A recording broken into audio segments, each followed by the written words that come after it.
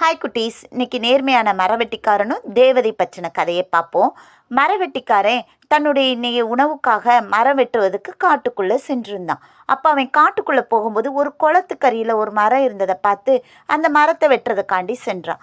அப்போ அப்படி மரத்தை வெட்டி கொண்டு இருக்கும்போது அந்த கையில் இருந்த கோடாரி என்ன ஆயிடுச்சு, கையிலிருந்து தவறி குளத்துக்குள்ளே விழுந்துருச்சு. உடனே ரொம்ப அழுக அவனுக்கு.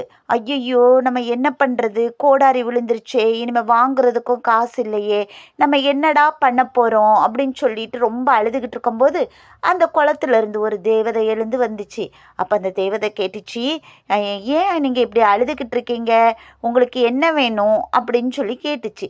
உடனே இவன் சொல்லிக்கிட்டு இருந்தான், என்னோட கோடாரி தவறி விழுந்துருச்சு, நான் இன்னைக்கு மரம் வெட்டி கொண்டு போகலன்னா என் குழந்தைகள்லாம் சாப்பிடாது, நான் என்ன பண்ணுறதுன்னு தெரியலையே அப்படின்னு சொல்லி அழுதான். உடனே இருங்க இந்த வரேன் அப்படின்னு சொல்லிட்டு அந்த தேவதை தண்ணிக்குள்ளே மூழ்கி ஒரு வெள்ளி கோடாரியும் ஒரு தங்க கோடாரியும் எடுத்துட்டு வந்து கொடுத்துச்சு.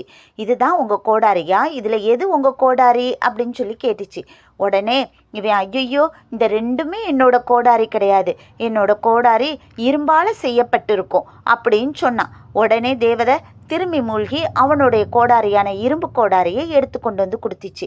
அப்போ அவன் ரொம்ப முகத்தில் சந்தோஷமாக இருந்து இதுதான் என்னோட கோடாரி அப்படின்னு சொல்லி வாங்கிக்கிட்டான்.